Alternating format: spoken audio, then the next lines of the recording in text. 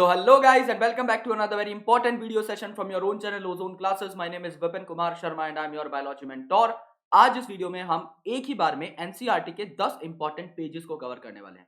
NCERT अपने आप में एक सागर है और एनसीईआरटी इतनी छोटी और प्रिसाइज होने के बावजूद भी आपके पेपर का 340 टू 350 मार्क्स का डिस्ट्रीब्यूशन कैरी करती है।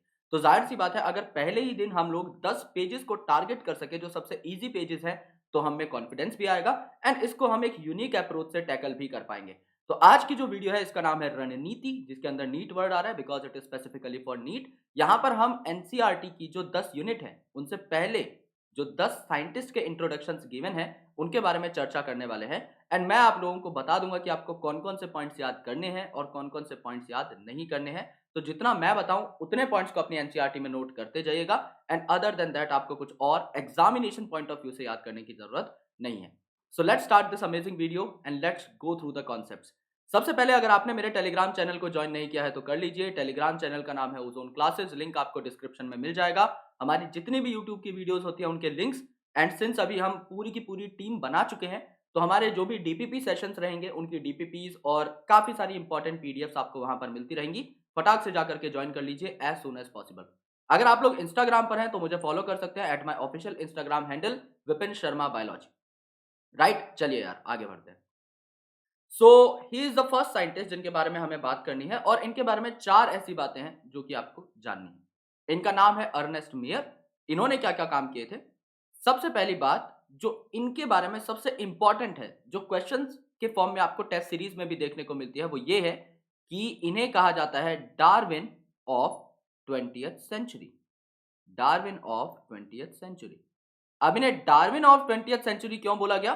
क्योंकि डार्विन साहब थे किससे रिलेटेड? इवोल्यूशन से रिलेटेड। एंड जो अर्नेस्ट मेयर साहब थे ये भी इवोल्यूशनरी बायोलॉजिस्ट थे। इनकी खासी रुचि थी इवोल्यूशन के अंदर। इन्होंने इतना ज्यादा अच्छा काम किया इवोल्यूशन फील्ड में कि इन्हें सीधा गॉड ऑफ इवोल्यूशन यानी डार्विन साहब से कंपेयर किया जाने लगा। दैट्स वाई ये एक बहुत ही बड़ी फीट थी किसी भी साइंटिस्ट के लिए कि उस फील्ड का जो पायनियर है उससे आपका कंपैरिजन हो। सो अर्नेस्ट मेयर साहब को डार्विन ऑफ 20th सेंचुरी कहा जाता था। अगर दुनिया में कभी भी टॉप 100 साइंटिस्ट की लिस्ट बनी तो उसमें अर्नेस्ट मेयर साहब का नाम शुमार होगा ही होगा। अगर आप कभी भी टॉप 100 साइंटिस्ट की लिस्ट बनाते हैं तो उसमें अर्नेस्ट मेयर साहब के कंट्रीब्यूशंस को लेना ही पड़ेगा हमें। थर्ड इंपॉर्टेंट थिंग, 100 नंबर जो है इसको आपको 2 बार पढ़ना है। पहला तो इनका नाम टॉप 100 साइंटिस्ट में आता है, दूसरा इनकी उम्र भी 100 थी जब इनकी डेथ हुई। तो आप यहां पर भी देख सकते हो 1904 से लेके 2004 तक जो है अर्नेस्ट मेयर साहब का लाइफ स्पैन रहा है। एंड चौथी बात जो कंसेप्चुअली सबसे इंपॉर्टेंट है वो ये है कि इन्होंने क्या दिया था? इन्होंने बायोलॉजिकल कंसेप्ट ऑफ स्पीसीज दिया था। Okay, biological concept of species.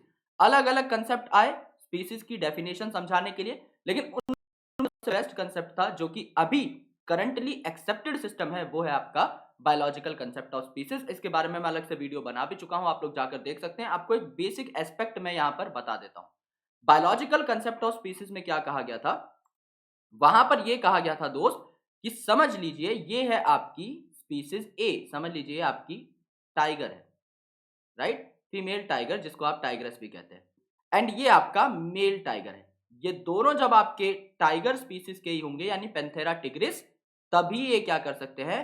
आपस में ब्रीड करके एक फर्टाइल ऑफस्प्रिंग बना सकते हैं। एक फर्टाइल ऑफस्प्रिंग बना सकते हैं यानी इनका बच्चा फर्टाइल तब होगा जब ये दोनों सेम स्पीसीज के हैं। अगर ये दोनों अलग अलग स्पीसीज के होते हैं तो इनका बच्चा फर्टाइल नहीं हो सकता।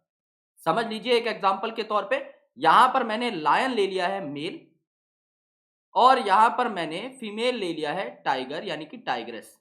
ठीक है, अगर इन दोनों के बीच में मेटिंग हो गई तो since they are from different kind of species, यहां पर आपकी स्पीसीज क्या है? पेंथेरा लियो, तो यहां पर स्पीसीज है लियो। एंड टाइगर में क्या है? आपकी पेंथेरा टिग्रिस यानी स्पीसीज यहां पर क्या है? टिग्रिस। तो ये अलग अलग स्पीसीज के हो गए दोस्त। तो यहां पे इनका बच्चा जो होगा ये क्या हो जाएगा? स्टेराइल हो जाएगा। ये फर्टाइल नहीं रह पाएगा, ये अब फर्दर ऑफस्प्रिंग प्रोड्यूस नहीं कर सकता। इसको आप क्या कहते हैं? लाइगर बोलते हैं। लायन से लाई उठा लिया, टाइगर का एंड का GER उठा लिया, ये आपका लाइगर बन जाता है। राइट, सिमिलरली जब आप मेल और फीमेल को अल्टर करते हो तो आप टाइगॉन भी बना सकते हो। अगर मेल आपका टाइगर है एंड आपका लायन अगर आपका क्या है? फीमेल है, तो यहां पर आप उल्टे वर्ड्स लगा सकते हो तो टाइगॉन भी आपका बन सकता है। सिमिलरली आपने सुना होगा कि फीमेल जो हॉर्स है, जिसको आप लोग मेयर बोलते हैं, ये बहुत ही कॉमन केस है। एंड जो आपका मेल डोंकी है, ओके, जो आपका मेल डोंकी है, जिसको आप क्या बोलते हैं, जैक बोलते हैं, इन दोनों के फ्यूजन से क्या बनता है, इन दोनों की ब्रीडिंग से क्या बनता है, खच्चर बनता है, जिसको आप कहते हैं म्यूल। तो ये म्यूल जो है ये स्टेराइल होता है, ये फर्टाइल नहीं होता। तो अकॉर्डिंग टू अर्नेस्ट मेयर साहब, बायोलॉजिकल जो आपकी डेफिनेशन है स्पीसीज की वो क्या थी, बायोलॉजिकल डेफिनेशन ये है कि आपका अगर फर्टाइल ऑफस्प्रिंग बना है, इसका मतलब जो मेल और फीमेल हैं ये सेम स्पीसीज के हैं। या फिर आप कह सकते हैं जब सेम स्पीसीज के मेल और फीमेल ब्रीड करेंगे सिर्फ तभी फर्टाइल ऑफस्प्रिंग बनेगा, अदरवाइज वो म्यूल की तरह, लाइगर की तरह, टाइगोन की तरह क्या हो जाएगा, स्टेराइल हो जाएगा। जैसे हमारे केस में एक मेल और एक फीमेल ह्यूमन जब ब्रीड करते हैं, then they use to give rise to another human being which is also fertile. But इन सारे केसेस में आप देख रहे हैं कि बायोलॉजिकल कंसेप्ट ऑफ स्पीसीज का खंडन हुआ, डिसोबे करने की कोशिश की गई, एंड दैट्स व्हाई ये सारे के सारे क्या हो गए, स्टेराइल हो गए। Other than that Ernst Mayr साहब को ट्रिपल क्राउन ऑफ बायोलॉजी भी मिला था, यानी कि इन्हें 3 वो अवार्ड्स मिले थे जो कि बायोलॉजिस्ट के लिए सबसे ज्यादा प्रेस्टिजियस अवार्ड है। तो ट्रिपल क्राउन ऑफ बायोलॉजी में इन्हें कौन कौन से प्राइज मिले थे? पहला जो इन्हें प्राइज मिला था वो क्या था, आपका बाल्जन प्राइज, पहला था बाल्जन प्राइज। देन इन्हें मिला था international prize in biology, and then इन्हें मिला था Crafoord prize. So these are the 3 important prizes जो तीनों मिलकर क्या कहलाते हैं, कलेक्टिवली ये तीनों मिलकर कहलाते हैं ट्रिपल क्राउन ऑफ बायोलॉजी। तो आपको 4 चीजें याद करनी है। पहला कि इन्हें डार्विन ऑफ 20th सेंचुरी कहा गया। दूसरा, इनका देहांत 100 साल की उम्र में हुआ और इन्हें टॉप 100 साइंटिस्ट की लिस्ट में शुमार किया जाता है। तीसरा, बायोलॉजिकल कंसेप्ट जो कि currently accepted system of species है, currently accepted definition of species है, वो इन्होंने दिया था। एंड चौथा, इनको ट्रिपल क्राउन ऑफ बायोलॉजी मिला है जिसमें बाल्जन, क्रेफूड और इंटरनेशनल प्राइज ऑफ बायोलॉजी शामिल है। Now second scientist is Katherine Esau ma'am. So Katherine Esau ma'am का जो काम था ये एग्रीकल्चरल बायोलॉजी पे था, लेकिन मोस्ट प्रॉमिसिंगली इन्होंने जो काम किया था वो किस पे था, प्लांट एनाटॉमी पे। दैट्स व्हाई इनको सेकंड यूनिट के पहले दिखाया गया है, क्योंकि सेकंड यूनिट हमारी मॉर्फोलॉजी ऑफ प्लांट है, एनाटॉमी ऑफ प्लांट है, एंड आपका कुछ स्ट्रक्चरल ऑर्गेनाइजेशन के एस्पेक्ट्स के ऊपर है। तो यहां पर एनाटॉमी ऑफ फ्लावरिंग प्लांट जो कि आपका सेकंड चैप्टर है, उस पे कैथरीन इसाऊ मैम ने काम किया था। तो इन्होंने देखा कि कर्ली टॉप वायरस जो है ये अपना इन्फेक्शन स्प्रेड कैसे करता है, फ्लोएम के through. And what is phloem? Phloem एक ऐसा कंडक्टिव टिश्यू है प्लांट का जिसके थ्रू आपके शुगर्स वगैरह मूव करती है, यानी प्लांट का खाना मूव करता है। तो इन्होंने प्लांट के अंदर की बात की, right? So she is an anatomist, okay. So उनका जो है मेन कंसर्न ये था कि प्लांट के अंदर क्या हो रहा है। सो अनाटॉमी से एसोसिएटेड काम इन्होंने किया था। कर्ली टॉप वायरस किस हिसाब से इन्फेक्शन स्प्रेड करता है वो इन्होंने देखा, फ्लोएम की इन्होंने जांच की। फिर इन्होंने अपनी बुक्स भी लिखी, जैसे कि प्लांट एनाटॉमी, तो आपको सीधा सीधा याद हो जाएगा, एनाटॉमी से लिंक्ड है तो प्लांट एनाटॉमी ही नाम की बुक लिखी होगी। सेकंड है एनाटॉमी ऑफ सीड प्लांट्स। अब सीड प्लांट्स कौन से होते हैं, जिम्नोस्पर्म्स और एंजियोस्पर्म, यानी कि आपका ये जो चैप्टर है एनाटॉमी ऑफ फ्लावरिंग प्लांट्स कहीं ना कहीं इसी से रिलेटेड है, क्योंकि फ्लावरिंग प्लांट्स कौन से होते हैं, एंजियोस्पर्म्स होते हैं। Then the most important thing is she was elected to receive many honors such as National Academy of Sciences, and ये 6th ऐसी विमेन थी जिनको क्या मिला, नेशनल मेडल ऑफ साइंस मिला from president George Bush in 1989। तो George Bush साहब ने इन्हें क्या किया था, सम्मानित किया था। Okay, so that is a big feet, ये एक बहुत ही ज्यादा बड़ी बात थी। एंड आफ्टर दैट इनकी डेथ हो गई है, डेथ हो चुकी है अभी। जब इनकी डेथ हुई थी उस टाइम पर ये 99 की थी। तो आपको क्या क्या याद करना है, पहला कि she worked on plants, agricultural और एनाटॉमी के ऊपर इनका काम था। इन्होंने जो बुक्स लिखी उनका नाम था plant anatomy and anatomy of seed plants. And 6th women थी जिनको जॉर्ज बुश से मेडल मिला, नेशनल मेडल ऑफ साइंस। ये बात आप याद करना चाहें तो कर सकते हैं, अदरवाइज नहीं भी करें तो कोई टेंशन नहीं। 2 किताबों के नाम और इन्होंने एनाटॉमी पे काम किया था, ये आपको याद करना है। एज भी याद नहीं करेंगे तो चल जाएगा, यानी यहां पर आपको 2 से 3 लाइन याद करनी है, दैट्स इट। इतना बड़ा बचा हुआ पैराग्राफ पढ़ने की जरूरत नहीं है, ऑलरेडी मैंने पॉइंट्स हाईलाइट कर दिए हैं, शॉर्ट लिस्ट कर दिए हैं, सिर्फ वही पॉइंट आपको याद रखने हैं। अब थर्ड आते हैं जीएन रामचंद्रन साहब। यहां पे काफी अच्छी अच्छी बातें आपको जानने को मिलेंगी। सो प्रोटीन के स्ट्रक्चर को जानने के लिए जो बेसिक मैप दिया गया था, जिसको रामचंद्रन प्लॉट कहा जाता है, वो रामचंद्रन साहब ने दिया था। जैसे आप एमबीबीएस के अंदर एंटर करेंगे, फर्स्ट सेमेस्टर में आपकी बुक लगेगी, चाहे वो आपकी हार्पर लगे चाहे आपकी लिपिनकॉट्स इलस्ट्रेटेड रिव्यू लगे, चाहे आपकी लेनिंजर लगे, चाहे आपकी व्हाइट एंड व्हाइट लगे, चाहे स्ट्रायर लगे, दुनिया की कोई भी बायोकेमिस्ट्री की बुक उठाकर देख लीजिए, पहला जो टॉपिक आएगा अमीनो एसिड में और प्रोटीन के स्ट्रक्चर में, that is going to be Ramachandran plot. इनकी जो स्टडीज थी उनको पढ़े बिना आप अपनी बायोकेमिस्ट्री का सिलेबस कभी पूरा नहीं कर सकते। The most premium Indian biologist जिनकी हर किताब में चर्चा है, इज जीएन रामचंद्रन साहब। तो इन्होंने क्या किया, प्रोटीन के स्ट्रक्चर को इल्यूसिडेट करने के लिए कुछ प्लॉट्स दिए जिनको क्या कहा गया, रामचंद्रन प्लॉट कहा गया। अगर आप एक वीडियो चाहते हो रामचंद्रन प्लॉट के ऊपर तो नीचे कमेंट में सिर्फ ये लिख देना, sir we want a video on Ramachandran plot. मैं जस्ट आज ही बना के रिकॉर्ड करके रख लूंगा और कल हम उस वीडियो को जो है देख लेंगे। इन्होंने Madras school of conformational analysis and biopolymers की स्थापना की। ओके, मद्रास स्कूल की स्थापना इन्होंने की थी। एंड इनका जो डिस्कवरी थी इनकी, that is triple helical structure of collagen which is the most abundant protein in animals. ये क्वेश्चन पूछा भी गया था नीट में, अभी 2020 में ही पूछा गया था कि एनिमल्स के अंदर सबसे मोस्ट अबंडेंट प्रोटीन कौन सा है, कोलेजन है। तो उस कोलेजन का ट्रिपल हेलिकल स्ट्रक्चर जो है, यानी 3 हेलिक्स उसमें इस प्रकार से होती है, जैसे डीएनए में 2 हेलिक्स होती हैं, कोलेजन में आपकी 3 हेलिक्स होती हैं। तो triple helical structure of collagen जो था प्रोटीन का स्ट्रक्चर, ये भी आपका जीएन रामचंद्रन साहब ने इल्यूसिडेट किया था। एंड नेचर नाम के पब्लिकेशन ने इसे क्या किया था, नेचर नाम के जर्नल ने इसे छापा था। एंड इंडिया की आजादी के बाद ऐसे बहुत चुनिंदा पेपर्स हुए हैं जो नेचर में गए हैं, बल्कि एक बहुत लंबा टाइम बीत चुका है कि नेचर में इंडिया से पेपर नहीं गए, right, because nature is the most premium journal. इसके अंदर पेपर का सिलेक्शन बहुत टफ होता है, यानी अगर इंडिया से कोई एकदम बड़ा बिग शॉट साइंटिस्ट है जिसका अपनी फील्ड में बहुत ज्यादा नाम है, सिर्फ उसी के पेपर एक्सेप्ट हो सकते हैं नेचर में। और मोस्ट ऑफ द चांसेस ये हैं कि उनके भी रिजेक्ट हो जाए। इनका जो पेपर एक्सेप्टेंस का पैटर्न है ये बहुत ही ज्यादा टफ है, यानी हर साइंटिस्ट का सपना रहता है कि उसका नेचर में एटलीस्ट एक पेपर आ जाए। और इंडिया में काफी सारे प्रोफेसर बनते हैं, वो 20-20, 25-25, 30-30, 50-50 साल रिसर्च करते हैं, लेकिन नेचर में पेपर नहीं आ पाता। It is that tough to go into Nature. और रामचंद्रन साहब का जो पेपर था on conformational analysis, that was published in Nature in 1954। तो आपको बातें क्या क्या याद करनी है। पहली बात कि प्रोटीन स्ट्रक्चर को इल्यूसिडेट करने के लिए प्लॉट्स तैयार किए गए थे जिनका नाम था रामचंद्रन प्लॉट। तो आप इनके नाम से ही याद कर सकते हैं, ये इन्होंने दिए थे। सेकेंड इंपॉर्टेंट थिंग, इनके पेपर का जो बेसिकली जर्नल था वो नेचर था। ओके, नेचर जर्नल में इनका पेपर गया था। Then he was inspired by Linus Pauling, क्योंकि लाइनस पॉलिंग साहब का जो काम था वो अल्फा और बीटा शीट्स के ऊपर था, तो उनसे प्रभावित होकर रामचंद्रन साहब ने, because he was very good in physics and mathematics, तो इन्होंने क्या किया, इन्होंने कोलेजन का ट्रिपल हेलिकल स्ट्रक्चर इल्यूसिडेट करने की कोशिश की और कर भी लिया, जिसका इन्हें क्रेडिट मिलता भी। एक कहानी है जो कि मैं कभी आपको फुर्सत में सुनाऊंगा। क्रिक साहब, जो वॉटसन एंड क्रिक, उनके बारे में मैं आज आपको बताने वाला हूं, जिन्होंने डीएनए के स्ट्रक्चर को इल्यूसिडेट किया था एंड जीएन रामचंद्रन साहब के डिस्कवरी के कॉन्फ्लिक्ट के बीच में, कि कैसे अलग अलग देशों में थोड़ी बहुत राइट्स का इशू हो जाता है एंड थोड़ा बहुत साइंस में कॉपी भी हो जाती है। तो अगर आप जानना चाहते हैं then you can let me know. तो एक इंटरेस्टिंग वीडियो हम अपने सेकंड चैनल पर उसके रिगार्डिंग पोस्ट कर देंगे, because it was a very good debate to have. तो अमेरिकन और इंडियंस में हमेशा थोड़ी थोड़ी जंग रहती है। इंडियंस बोलते हैं कि जीएन रामचंद्रन साहब ने triple helical structure of collagen दिया, एंड अमेरिकन बोलते हैं, जो ब्रिटिश हैं, वो लोग बोलते हैं कि ये काम जो है क्रिक साहब ने किया था। तो what was the actual story, I will let you know. If you want to hear that story, आप जस्ट लेट मी नो।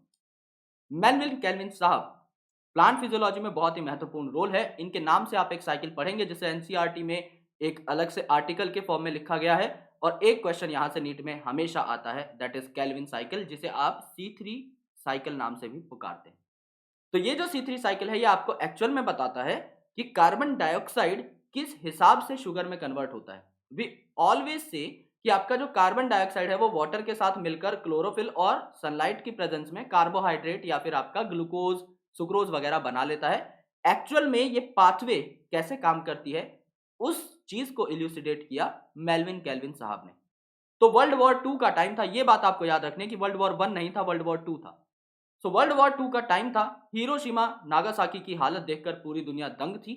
उस टाइम पर सब लोग सोच रहे थे कि रेडियो एक्टिविटी बहुत बुरी है, जो कि एक्चुअल में है भी, इसीलिए अब इसे बंद कर दिया गया है। अब हम फ्लोरेसेंस यूज करते हैं, ना कि रेडियो आइसोटोपी। लेकिन उस टाइम पर रेडियो एक्टिविटी का एक बहुत ही अच्छा बेनिफिट मेलविन केल्विन साहब को नजर आया। उन्होंने बोला कि अगर मैं C12 की जगह C14 यूज करता हूं तो ये C14 कहां कहां जा रहा है मैं ट्रैक कर पाऊंगा, क्योंकि नॉर्मल प्लांट के अंदर तो C14 होता नहीं है। अगर मैं रेडियो लेबल्ड C14 डाल देता हूं प्लांट के अंदर तो उस कार्बन डाइऑक्साइड के कार्बन का क्या क्या बना, कौन कौन सा प्रोडक्ट बना, ये मैं ट्रैक कर पाऊंगा।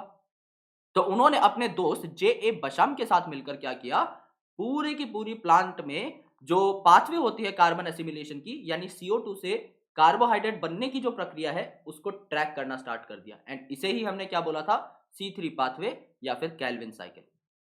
क्या याद करना है यहां पर, वर्ल्ड वॉर 2 का टाइम था, रेडियो एक्टिविटी परचम लहरा रही थी बुराई में, लेकिन उस टाइम पर इसका अच्छा यूज निकाला और C14 आइसोटोप को यूज करके C3 साइकिल इल्यूसिडेट की जे ए बशम के साथ मिलकर किन्होंने, मेल्विन केल्विन साहब ने। इस साइकिल को हम लोग प्लांट फिजियोलॉजी में पढ़ते हैं, 2 बार ऑलरेडी मैं पढ़ा चुका हूं इस चैनल पे। फ्रेश जो कोर्स आएगा उसमें बहुत डिटेल में चलेंगे and we are going to do a concrete analysis of this pathway. सिर्फ ये 2-3 बातें याद करनी है जो मैंने हाईलाइट कर रखी। अगले साइंटिस्ट अल्फोंसो कॉटी, नाम से दिमाग में आ जाना चाहिए कॉटी। जब हम ईयर का स्ट्रक्चर पढ़ते हैं तो इंटरनल ईयर के अंदर आपको ऑर्गन ऑफ कॉर्टाई मिलता है, वो इन्हीं के नाम से डेराइव्ड है। सो जाहिर सी बात है हम इन्हें ह्यूमन फिजियोलॉजी में पढ़ते हैं और इंटरनल ईयर की बात हो रही है तो इंटरनल स्ट्रक्चर की स्टडी को आप एनाटॉमी बोलते हैं। सो अल्फोंसो कॉर्टी साहब वाज एन एनाटॉमिस्ट एंड ये कार्डियोवास्कुलर सिस्टम्स पर काम करते थे रेप्टाइल्स के, यानी अलग अलग जो रेप्टाइल्स है, अलग अलग जो जानवर है, उनके कार्डियोवास्कुलर सिस्टम को देखना, उनके हार्ट को नोटिस करना एंड उनके ब्लड पंपिंग सिस्टम्स को देखना इज हिज वर्क। लेकिन इन्होंने एक इंटरेस्ट जगाया मैमेलियन ऑडिटरी सिस्टम को पढ़ने में, यानी ये यही जानना चाहते थे कि मैमल की सुनने का जो मैकेनिज्म है वो क्या है। तो इन्होंने देखा जो इंटरनल ईयर है उसमें बेसिकली एक बेजिलार मेम्ब्रेन होती है, ओके, एंड यहां पर जो है इंपल्स आपके जनरेट होते हैं। तो वहां पर एक ऑर्गन प्रेजेंट होता है, ऑर्गन ऑफ कॉर्टाई, उसकी डिस्कवरी कॉर्टाई साहब ने की थी और इसीलिए इसका नाम जो है उनके रिस्पेक्ट में पड़ गया। तो आपको क्या याद करना है, ही वाज एन एनाटॉमिस्ट जो कि कार्डियोवास्कुलर सिस्टम ऑफ रेप्टाइल्स पे काम करते थे, लेकिन बाद में इन्होंने सोचा कि कान पे काम किया जाए, जो कि आप इनके नाम से याद कर सकते हैं, कॉर्टाई मतलब कान की ही बात हो रही है, एज सिंपल एज दैट। तो आपको सिर्फ 2 लाइन याद करनी है, that he was an anatomist and cardiovascular system of reptiles पे ये काम करते थे, दैट्स इट। जो ईयर का इंटरनल स्ट्रक्चर है वो आप अभी छोड़ सकते हैं, हम जब पढ़ेंगे उस टाइम पर आई विल लेट यू नो। अब 12th क्लास के साइंटिस्ट 6th नंबर पे आते हैं पंचानन महेश्वरी साहब। इनको सबसे पहले तो शत-शत नमन और बहुत-बहुत धन्यवाद, क्योंकि एनसीईआरटी का जो सबसे पहला एडिशन आया था, वो एनसीईआरटी के पहले एडिशन के छपने में, प्रिंट होने में, पब्लिश होने में जो 4 मोस्ट कंट्रीब्यूशंस हैं वो पंचानन महेश्वरी साहब के हैं। तो एक बार Panchanan Maheshwari open in the chat please, because इतनी प्राइम बुक लिखने का साहस is very very credible book it is, और इंडिया की सबसे बेस्ट बुक मानी जाती है स्कूल स्टूडेंट्स के लिए। और इनका बहुत बहुत ज़्यादा बड़ा कंट्रीब्यूशन था, और गवर्नमेंट ऑथोराइज्ड जो बुक्स होती हैं वो बहुत अच्छी होती हैं, क्योंकि कम कंटेंट में ज़्यादा से ज़्यादा आपको जो है चीज़ें समझाने की कोशिश की जाती है। And biology NCERT we know very well, इसको 10 बार भी पढ़ोगे और 11वीं बार अगर जानने की कोशिश करोगे कुछ ना कुछ नया ही मिलेगा। So that's a very great thing about NCERT. So इनका जन्म जो है जयपुर में हुआ था, और ये एक बॉटनिस्ट है, जाहिर सी बात है हम इन्हें रिप्रोडक्शन चैप्टर में पढ़ते हैं। इनका जो रिलेशन है वो sexual reproduction in flowering plant से है, राइट। तो इन्होंने जो है अपना इंटरेस्ट ये प्लांट मॉर्फोलॉजी में भी डेवलप किया, as well as plant embryology में भी डेवलप किया। और एम्ब्रियोलॉजी में इनका इंटरेस्ट इतना ज्यादा था कि इन्होंने एम्ब्रियोलॉजिकल कैरेक्टर्स को प्लांट टेक्सोनॉमी में भी यूज करना स्टार्ट कर दिया। यानी टेक्सोनॉमी में हम बेसिक कैरेक्टर देखते थे, प्लांट की मॉर्फोलॉजी क्या है, प्लांट की एनाटॉमी क्या है, इन्होंने बोला आप एम्ब्रियोलॉजिकल कैरेक्टर्स यानी सेक्सुअल कैरेक्टर्स को भी उसमें और ज्यादा कंसिडरेशन में लो, और ज्यादा इन डेप्थ इन्होंने एम्ब्रियोलॉजी को बनाया। दिल्ली यूनिवर्सिटी में यानी डीयू के अंदर जो डिपार्टमेंट ऑफ बॉटनी है वो भी पंचानन महेश्वरी साहब ने ही एस्टेब्लिश किया था, जहां पर मेन जो एरिया ऑफ रिसर्च थे वो थे एम्ब्रियोलॉजी, जो कि इन्हीं का एरिया था, and tissue culture. Tissue culture in the sense किसी प्लांट का एक छोटा सा पार्ट लेना और उससे पूरे के पूरे प्लांट को डेडिकेटेड वे में ग्रो कर देना इस टिश्यू कल्चर। इसके बारे में आप strategies for enhancement in food production वाले चैप्टर में बहुत डिटेल में भी जानोगे। तो टिश्यू कल्चर का जो काम था ये भी इन्होंने किया, एंड आर्टिफिशियल कल्चर पर भी इन्होंने काफी सारा काम किया, यानी कैसे एक प्लांट के 1000 टुकड़े करके 1000 प्लांट बनाए जा सकते हैं। That was a kind of technique जो कि आप लोग आगे चल के पढ़ेंगे। He was a fellow of royal society. Her scientist का सपना होता है कि वो रॉयल सोसाइटी का फेलो बने, ओके, एंड अभी इंडिया से काफी सारे ऐसे फेलोज हैं जो कि रॉयल सोसाइटी में पहुंच चुके हैं। So these are some important things which are important to note about the Panchanan Maheshwari साहब। एंड ये इंसा फेलो भी हैं, that is Indian national science academy fellow. तो इंसा क्या करती है, हर साइंटिस्ट की परफॉर्मेंस को ट्रैक करती है, एंड जो साइंटिस्ट एकदम प्राइम कंट्रीब्यूशंस देते हैं अपनी फील्ड ऑफ रिसर्च में उन्हें सम्मानित करती है। तो उनके पास कुछ स्कॉलरशिप पहुंचती रहती है हर महीने, that is called as INSA fellow. उनके नाम के साथ एक टैग जुड़ जाता है कि इंसा ने इन्हें सम्मानित किया है। सिमिलरली नासी जो है वो भी आपको सम्मानित कर सकती है। सिमिलरली आपको अलग अलग प्राइज मिल सकते हैं। CSIR आपको यंग साइंटिस्ट अवार्ड मिल सकता है, इंस्पायर फेलोशिप आपको मिल सकती है। तो there are a lot of government bodies, DST fellowship मिल सकती है, DBT फेलोशिप मिल सकती है, जो कि यंग साइंटिस्ट को और जो एक्सपीरियंस साइंटिस्ट हैं इनको क्या करती है, सम्मानित करती है डिपेंडिंग अपॉन देयर वर्क। पहली बात बॉटनिस्ट है। दूसरा मॉर्फोलॉजी पे, एम्ब्रियोलॉजी पे और टिश्यू कल्चर पे बहुत बड़ा भयंकर काम किया है। देन डिपार्टमेंट ऑफ बॉटनी जो है लेकर आए DU के अंदर, और NCERT का पहला एडिशन जो है इनको हम लोग शत शत नमन करते हैं कि इन्होंने पब्लिश कराने में हेल्प की। This is about Panchanan Maheshwari साहब। Watson and Crick, double standard structure of DNA का जो श्रेय जाता है, का जो क्रेडिट जाता है, वो आपका वॉटसन एंड क्रिक को जाता है। तो Watson is very young at that time, और वॉटसन साहब आज तक भी जिंदा है, आपको जान करके खुशी होगी। तो इनकी जो PhD थी वो किस टॉपिक पे थी? हार्ड एक्सरेज का इन्होंने क्या देखा था? इफेक्ट देखा था ऑन बैक्टीरियोफेज मल्टीप्लिकेशन।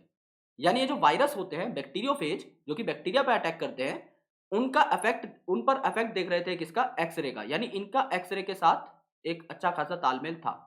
आपको जान करके हैरानी होगी कि जो क्रिक साहब थे, इनकी भी जो PhD थी वो किस पे थी? X-ray diffraction and its effect on polypeptide and protein. यानी पॉलीपेप्टाइड और प्रोटीन के स्ट्रक्चर को ये पता लगा रहे थे बाय एक्स-रे डिफ्रैक्शन। यानी दोनों दोस्तों की गहरी जानकारी थी एक्स-रे के बारे में। और आपके जो विल्किंस थे एंड रोजालिन फ्रैंकलिन मैम थी, उनकी भी जानकारी एक्स-रे से थी, and that's why they have used x-ray diffraction method to elucidate the structure of DNA। इसीलिए एक्स-रे डिफ्रैक्शन मेथड का यूज किया गया DNA का स्ट्रक्चर पता लगाने के लिए, क्योंकि सारे के सारे लोग एक्स-रे में पहले से माहिर थे। इन्होंने यार 5-5 साल अपनी PhD के एक्स-रे को दिए हुए हैं, so ultimately they know about that process very well. Okay, जब ये दोनों मिले, इन्होंने कोलैबोरेट किया, तब जाके इन्होंने double standard model of DNA, double standard structure of DNA को इल्यूसिडेट किया, and it was one of the most highly appreciated discoveries till date, जिसके बाद मॉलिक्यूलर बायोलॉजी का जो है आपका शुरुआत हो चुका। तो इन्हें John Collins and Warren prize मिल चुका है बायोलॉजी में। अदर देन दैट इन्हें लास्कर अवार्ड मिल चुका है, ये काफी ज्यादा प्रॉमिसिंग अवार्ड है। देन इनको रिसर्च कॉर्पोरेशन प्राइज मिल चुका है, एंड नोबेल प्राइज ऑब्वियसली, जो कि इन्हें मिला था इन 1962। तो नोबेल प्राइज आपको याद करना है, लास्कर अवार्ड आपको याद करना है। अगर इन चारों में से दो याद करने हैं तो ये दो याद कर लो, John Collins Warren prize and research corporation prize. नहीं भी याद करोगे चलेगा। Lasker and Nobel prize are the four most prize in the field of research, जो कि इनको दिए गए। इनके बारे में पूरा का पूरा आर्टिकल NCERT में डीप में भी है। मॉलिक्यूलर बेसिस ऑफ इनहेरिटेंस में आपको पढ़ा चुका हूं, जाके एक बार बायोबली वाली वीडियो चेक कर लेना। उसके अंदर जो है इनके बारे में काफी सारी चीजें मैंने बताई है। इनके बारे में भी एक खास किस्सा है कि इनका पेपर पहले नेचर ने, मैंने कहा था बहुत डिफिकल्ट है नेचर में पेपर छापना, वॉटसन एंड क्रिक का पेपर भी रिजेक्ट हो गया था। जिस पेपर को नोबेल प्राइज मिलना चाहिए, जो कि मिला भी, वो पेपर रिजेक्ट कर दिया था नेचर ने, और बाद में एक छोटा सा आर्टिकल इनका छपा था नेचर में एज अ मिनी आर्टिकल। सिर्फ इनको जो है 2-2.5 पन्ने का स्लॉट्स दिए गए, और उनमें इन्हें बोला कि भाई इतने में अगर कंपाइल कर सकते हो अपने आर्टिकल को तो दे दो, अदरवाइज टाटा बाय बाय। तो इन्होंने अपने आर्टिकल को बहुत कंसाइज करके दिया, and ultimately it got the Nobel prize. तो आर्टिकल भी मैं आपको दिखा दूंगा, मेरे पास है PDF की फॉर्म में। So if you want that, एक और बार कमेंट कर देना। तो साइंस को बहुत इंटरेस्टिंग बनाना है अब हमें, तो नई नई चीजों में हम लोग हाथ मारेंगे, एग्जैक्टली जानेंगे कि क्या होता है इन the field of research, in the field of science, right. तो ये थे आपके वॉटसन एंड क्रिक साहब। इनके बारे में आपको यह याद रखना है, एक्सरे से इनकी बहुत अच्छी दोस्ती थी, and ultimately they have given the double helical structure of DNA। इनके बारे में इतना ही पूछा जाता है। लास्कर अवार्ड और नोबेल प्राइज आप लोग याद कर सकते हैं, रिसर्च कॉर्पोरेशन प्राइज भी आप याद कर सकते हैं। MS स्वामीनाथन साहब, जो strategies for enhancement and food production वाला चैप्टर है, जिसमें फूड की प्रोडक्टिविटी को बढ़ाने के लिए अलग अलग मेजर्स लिए गए, वहां पर जो है MS स्वामीनाथन साहब का नाम आता है। जब आप ग्रीन रेवोल्यूशन की बात करते हो पूरी दुनिया में, तो इसकी शुरुआत किन्होंने की थी? नॉर्मन बोरलॉग साहब ने की थी। लेकिन ग्रीन रेवोल्यूशन की बात अगर आप करते हो इंडिया में, यानी कि father of Indian green revolution, तो उसमें सबसे बड़ा जो हाथ था MS स्वामीनाथन साहब का ही था। तो ये जो है, इन्होंने ग्रेजुएशन और पोस्ट ग्रेजुएशन अपनी की from Madras university, and after that इन्होंने अपना जो है इंटरेस्ट डेवलप किया in genetics and plant breeding. यानी प्लांट ब्रीडिंग, अलग अलग प्लांट्स में से स्पेसिफिक कैरेक्टर्स को कैसे एनहेंस किया जाए, नई प्रोजेनी में डाला जाए, यानी आने वाली जो प्लांट वैरायटीज हों वो बेहतर हों दोनों पेरेंट्स से, ऐसी इनकी कोशिश रहती थी, जिसके लिए जेनेटिक्स का भी इस्तेमाल करते थे। सो प्लांट ब्रीडिंग में इनकी अच्छी खासी रुचि थी, एंड जो cytogenetics and radiation research centre था जो कि इंडियन एग्रीकल्चरल रिसर्च इंस्टीट्यूट में एस्टेब्लिश हुआ था। उसकी मदद से इन्होंने सेंटेड बासमती और इसके अलावा काफ़ी सारे अलग-अलग क्रॉप्स जो है इनको बनाना स्टार्ट कर दिया। सेंटेड बासमती का मतलब एक ऐसा बासमती राइस जिसका फ्लेवर तो बहुत ही ख़ास है, लेकिन उसके साथ-साथ इसका एरोमा और भी ख़ास है। बहुत ही ज़्यादा सुगंधित बासमती राइस का जो है इन्होंने बनाना स्टार्ट कर दिया और उसके बाद ये धीरे-धीरे जो है और ज़्यादा वैराइटीज़ इंडिया में लाते गए जिससे कि कम लैंड के ऊपर आप लोग ज़्यादा प्रोडक्टिव हो पाओ। तो इन्हें जो है कहा जाता है कि he has given the concept of crop cafeteria in India, crop scheduling, genetic improving the yield and the quality of different kind of crops. यानी कि आप इन्हें कोई भी क्रॉप दोगे तो ये उसकी क्वालिटी इंप्रूव कर देंगे। ये उसमें सिलेक्शन करवाते थे एंड अल्टीमेटली प्लांट ब्रीडिंग के थ्रू जो सुपीरियर कैरेक्टर्स होते थे उन्हें आगे भेजते थे। So he was very good in that and that's why हरित क्रांति का जो फादर है, इन्हें ऐसे ही नहीं कहा जाता क्योंकि इन्होंने क्रॉप प्रोडक्टिविटी में इतनी ज़्यादा इंप्रूवमेंट लाई थी कि उस टाइम पर इंडिया की जो नीड्स थी क्रॉप की वो फुलफिल होने लगी थी and India was at a very great pace of feeding people just because of M S Swaminathan साहब। तो इन्हें कहा जाता है कि इन्होंने कंसेप्ट दिया था लैब टू लैंड का। यानी हम लोग क्या करते हैं, बेसिकली लैब में काम करते हैं, right? Any scientist work in lab but he used to carry his research to land as well for the practical approach and that's why he got appreciation कि इन्होंने लैब को लैंड तक पहुंचाया और लैंड से आया हुआ जो क्रॉप था वो इन्होंने घर घर में पहुंचाया। इट मीन्स दैट जो एक्चुअल लैब में रिसर्च होती है वो जनता के काम आने लगी और उनका पेट इससे भरने लगा। सो लैब टू लैंड का जो बेसिकली मार्क है वो भी एम एस स्वामीनाथन साहब को दिया जाता है और इतनी कॉन्ट्रीब्यूशंस के लिए इन्हें पद्म भूषण तो मिलना ही था, तो पद्म भूषण से इन्हें सम्मानित भी किया गया। क्या याद करना है? जेनेटिक्स और प्लांट ब्रीडिंग में इनकी रुचि थी, ये याद करने की जरूरत नहीं है। Strategies for enhancement of food production में पढ़ेंगे, ऑटोमेटिक याद हो जाएगा कि इन्होंने सारा काम प्लांट ब्रीडिंग पे ही किया था। फादर ऑफ ग्रीन रेवोल्यूशन कहा जाता है। सेंटेड बासमती का जो है इन्होंने बहुत अच्छा क्रॉप बनाया। देन आपका क्रॉप कैफेटेरिया, क्रॉप शेड्यूलिंग और जेनेटिक इंप्रूवमेंट ऑफ क्रॉप का जो कंसेप्ट था इंडिया में वो कौन लेकर के आए? आपके एम एस स्वामीनाथन साहब लेकर आए। लैब टू लैंड, अब लैंड की बात है तो सीधी बात है क्रॉप से रिलेटेड होगी, तो एम एस स्वामीनाथन साहब से आप इसे लिंक कर सकते हैं। ये काम इन्होंने किया तो ultimately he got the Padma Bhushan. Okay, Herbert Boyer and Stanley Cohen, दो लोग थे। यहां पर जो तस्वीर है वो बोयर साहब की है। बोयर साहब ने देखा कि ई कोलाई के अंदर काफी सारे रेस्ट्रिक्शन एंजाइम्स। रेस्ट्रिक्शन एंजाइम मतलब डीएनए को स्पेसिफिक पोजीशन पर काटने वाले। यानी समझ लीजिए अगर ये मेरा डीएनए है तो इस डीएनए को यहां पर नहीं काटेगा रेस्ट्रिक्शन एंजाइम, यहां पर नहीं काटेगा, यहां पर नहीं काटेगा, यहां पर नहीं काटेगा एंड सो ऑन। अगर रेस्ट्रिक्शन साइट यहां पर है तो आपका सिर्फ यहीं पर काटेगा। It is very very specific. तो इन्होंने देखा कि रेस्ट्रिक्शन एंजाइम जो है ये डीएनए को पर्टिकुलर फैशन में काटता है और सिंगल स्ट्रैंड जो है यहां पर डेवलप कर देता है जिसे आप कहते हैं स्टिकी एंड। जैसे समझ लीजिए एक आपका इको आर1 नाम का रेस्ट्रिक्शन एंजाइम है जो कि एनसीईआरटी में गिवन है बायोटेक में। अब ये इको आर1 नाम का एंजाइम कहां काटता है? GAATTC साइट पर काटता है। इसका कॉम्प्लीमेंट्री सीक्वेंस बना देता हूं, CTTAAG। यहां पर काटता है जी और ए के बीच में। अब एक तो यहां काटेगा जी और ए के बीच में, एक यहां काटेगा जी और ए के बीच में, तो सिंगल स्ट्रैंड डेवलप हो जाएंगे ना मेरे भाई। यहां पे सिर्फ जी बचेगा, यहां पे AATTC बचेगा। अब यहां पर उल्टा देखो, CTTAA बचेगा और यहां पे सिर्फ जी बचेगा। समझ पा रहे हो? तो यहां पर देखो ये सिंगल स्ट्रैंड बचा है ना लंबा वाला, और यहां पर ये सिंगल स्ट्रैंड बचा है। इन्हें आप क्या कहते हैं? Sticky and. ये दूसरे सेम तरीके के स्टिकी एंड से कंबाइन करने के लिए बेताब है। इसे कॉम्प्लीमेंट्री सीक्वेंसेस चाहिए बाइंड करने के लिए। तो ये काम आपका किन्होंने किया? बोयर साहब ने किया रेस्ट्रिक्शन एंजाइम पे। एक इन्हीं के दोस्त थे कोहेन जो कि काम कर रहे थे प्लाज्मिड के ऊपर। अब प्लाज्मिड क्या है? बैक्टीरिया के अंदर प्रेजेंट एक छोटा सा डबल स्ट्रैंडेड सर्कुलर डीएनए है इस प्रकार का। अब इन्होंने देखा कि ये जो छोटा सा सर्कुलर डीएनए है इसको हम गाड़ी की तरह यूज कर सकते हैं, व्हीकल की तरह यूज कर सकते हैं, कैरियर की तरह यूज कर सकते हैं। यानी इस प्लाज्मिड को आप इस बैक्टीरिया से निकालकर किसी और बैक्टीरिया में डाल सकते हो। अब देखो दो लोगों के अलग अलग दिमाग, अलग अलग अप्रोच। एक आदमी ये जानता है कि बैक्टीरिया से प्लाज्मिड कैसे निकाले और कैसे दूसरे बैक्टीरिया में डाले, और दूसरा आदमी ये जानता है कि इस प्लाज्मिड को स्पेसिफिक जगह से कैसे काटे और स्टिकी एंड डेवलप करके इसमें नया डीएनए कैसे डालें। अगर दोनों ने अपने अपने आइडियाज कोलैबोरेट कर लिए तो दुनिया को चेंज करने वाली डिस्कवरी दे सकते हैं, और इन्होंने किया भी ऐसा। इन दोनों ने कोलैबोरेट किया। तो आपके जो कोहेन साहब थे, इन्होंने बोला मैं बैक्टीरिया से प्लाज्मिड आइसोलेट करता हूं, उसमें अपन रेस्ट्रिक्शन एंजाइम डालेंगे तो ये खुल जाएगा, डीएनए कट हो जाएगा स्पेसिफिक प्लेस से, जो हमारा जीन ऑफ इंटरेस्ट है वो इसके अंदर डाल के जोड़ देंगे एंड इस प्लाज्मिड को किसी होस्ट ऑर्गेनिज्म के अंदर इंसर्ट करा देंगे। समझ लो मुझे ह्यूमन इंसुलिन बनाना है, तो मैं ह्यूमन के इंसुलिन का जीन उठाऊंगा, बैक्टीरिया के प्लाज्मिड में डालूंगा और इस रिकम्बिनेंट प्लाज्मिड को डाल दूंगा इकोलाई के अंदर, बैक्टीरिया के अंदर। तो अब बैक्टीरिया क्या मेरा इंसुलिन बनाने लग जाएगा? बिल्कुल बनाने लग जाएगा। इसे आप कहते हैं बायोटेक्नोलॉजी या फिर रिकम्बिनेंट डीएनए टेक्नोलॉजी। तो बायोटेक्नोलॉजी जो है उसका विकास कैसे हुआ था, उसकी शुरुआत कैसे हुई थी? स्टैनली कोहेन और हर्बर्ट बोयर के कोलैबोरेशन से हुई थी। एक जानता था कि प्लाज्मिड कैसे रिमूव करें और उसको कैसे दोबारा से बैक्टीरिया में डालें, और दूसरा जानता था कि इसको स्पेसिफिकली कैसे काटें और इसमें नया डीएनए कैसे डालें। दोनों जब मिल गए तो धूम मच गई और बायोटेक्नोलॉजी जो है एक नई ब्रांच के फॉर्म में शुरू हो गई। रामदेव मिश्रा साहब, मिश्रा साहब इंडिया के सबसे ज्यादा फेमस इकोलॉजिस्ट माने जाते हैं, इसीलिए इन्हें father of ecology in India भी कहा जाता है।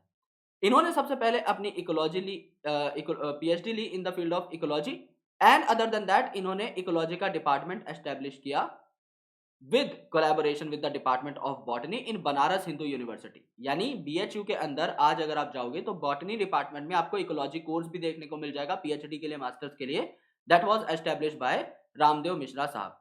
तो इनके जो रीजन ऑफ रिसर्च थे वो क्या थे? Tropical communities, okay, tropical forest के बारे में, ग्रासलैंड इकोसिस्टम के बारे में, उनकी प्रोडक्टिविटी कैसी है, सक्सेशन कैसा है, अबायोटिक रिस्पॉन्सेज कैसे हैं, एनवायरमेंटल रिस्पॉन्सेज कैसे हैं, एंड न्यूट्रिएंट किस हिसाब से रिसाइकल हो रहे हैं एंड सो ऑन। तो इन्होंने जो है इन सब पे रिसर्च की। तो फर्स्ट पोस्ट ग्रेजुएट कोर्स जो है यानी पीजी कोर्स इकोलॉजी में जब आया था वो मिश्रा साहब ने ही डिजाइन किया था, उसका सिलेबस वगैरह सब रामदेव मिश्रा साहब ने डिजाइन किया हुआ है। एंड इन्हीं के कंट्रीब्यूशन से इंडिया में committee of national committee of environment planning and coordination की स्थापना की गई थी, जिसे आप आज क्या कहते हैं? Ministry of environment and forest कहते हैं। 1984 के बाद इसकी जो स्थापना है वो भी आपके रामदेव मिश्रा साहब के कॉन्ट्रीब्यूशन की वजह से ही हुई थी। पहली चीज, इकोलॉजिस्ट थे तो इकोलॉजी जहां दिख जाए रामदेव मिश्रा साहब का नाम आप रख सकते हो इंडिया के अंदर, चाहे बीएचयू में इकोलॉजी डिपार्टमेंट की स्थापना हो, चाहे पहला पीजी कोर्स ऑफ इकोलॉजी हो इंडिया, उसका सिलेबस बनाना से लेकर उसका कोर्स कोऑर्डिनेशन तक। देन इकोलॉजी में सक्सेशन, आपका biotic responses, grassland ecosystem, tropical ecosystem, mineral recycling, इन सब के बारे में रिसर्च। And ministry of environment and forest की स्थापना में भी सबसे बड़ा रोल था। क्वेश्चन बस ये पूछा जाता है कि फादर ऑफ इंडियन इकोलॉजी किसे कहा जाता है? एक लाइन याद करनी है रामदेव मिश्रा साहब को, बची हुई चीजें आपको ऑटोमेटिकली याद हो जाएंगी। इकोलॉजी से रिलेटेड एक ही साइंटिस्ट है जिनके बारे में हम पढ़ते हैं पूरी की पूरी एनसीईआरटी में, अदर देन दैट कोई और साइंटिस्ट नहीं है जिनका जिक्र एनसीईआरटी के अंदर हुआ है। तो I hope that this video was helpful. आज ही के दिन हमने 10 पेजेस जो है एनसीईआरटी के कवर कर लिए इन अ वेरी शॉर्ट लेक्चर, और कॉन्फिडेंस भी आ गया कि यार चलो यार 1 घंटे के अंदर या फिर उससे भी कम में 10 पेजेस पढ़ लिए। कुछ भी हो यार, 10 पेजेस तो साइंटिस्ट ने घेर ही रखे थे, तो एक लेक्चर में अलग से कंप्लीट कर लिया, तो आपको अब बार-बार इन्हें देखना नहीं पड़ेगा। एक वीडियो देखो ये वाली, रिवाइज करो मोस्ट इंपॉर्टेंट पॉइंट्स, 2x पे देखो एग्जामिनेशन से पहले and you are done for these 10 days of NCERT. And other than that जो यूनिट्स के इंट्रोडक्शन है उसके लिए भी हम एक वीडियो बना देंगे, तो उस पर बार बार टाइम देने का कोई आपको फिर झमेला नहीं लेना पड़ेगा। 2 घंटे देने हैं रिवीजन के टाइम पे, 2x पे 1 घंटा and you are done. Basic NCERT अब फिर कोर्स करिकुलम के हिसाब से पढ़ो, मेन सीधा थ्योरी के ऊपर अटैक करो, बचा हुआ काम हम लोग आसान कर देंगे, और थ्योरी का कंटेंट भी आप लोगों के लिए सिंगल सिंगल वीडियो के अंदर आता रहेगा। सो मैं थोड़ा सा बाहर जा रहा हूँ यार कल, तो थोड़ा सा मैं छोटी वीडियोस डाल पाऊंगा 1-2 दिन, और मुझे माफ कर देना। जैसे मैंने कम्युनिटी पोस्ट में बताया था that I am getting an award, तो 1-2 दिन मुझे थोड़ा सा बाहर रहना पड़ेगा। So I am trying my level best to get the videos. बायोबली भी मैंने आधी रिकॉर्ड कर लिया, आधी अभी हॉल्ट पे है, तो मैं कभी टाइम निकाल के रिकॉर्ड कर दूंगा, because I am going out of my house, तो हो नहीं पाएगा थोड़ा ठीक से, क्योंकि 2 वीडियोस अगर मैं मर्ज करता हूं तो बैकग्राउंड चेंज हो जाएगा, एक होटल की होगी एंड दूसरी घर की होगी, so obviously you will catch that up. अगर आपको उससे कोई प्रॉब्लम नहीं है तो नीचे कमेंट लिख देना, क्योंकि मेरे पास टाइम रहेगा तो होटल में बैठ के भी I shoot a video for you, there is no issue, मेरे पास टाइम रहता है उतना अच्छा खासा। But I seriously don't want to bring my laptop with me, that is only issue. तो मैं आज छोटी मोटी वीडियोस बना के रख लूंगा 5-6, एंड उसको हम कल और परसों में पब्लिश कर देते हैं, and after that we will surely go to the बायोबली। और अगर आपको उससे बैकग्राउंड से कोई प्रॉब्लम नहीं है then you can let me know, I can record it anywhere you want, right? So thank you so much guys, channel को सब्सक्राइब कर दो, टेलीग्राम चैनल को ज्वाइन कर दीजिए please, because it becomes very important for us to behave like a community, right? So if we are coming together in the same group, we can get all the notification at a same point, at a single point.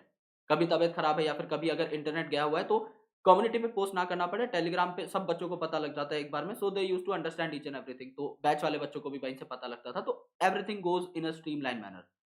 तो चलिए यार, subscribe कर दीजिए and I hope that you got this video very well. तो अभी सबसे पहले हम जो कि ऐसा कुछ लेकर आए हैं, एंड काफ़ी सारी सीरीज़ हॉल्ट पे हैं।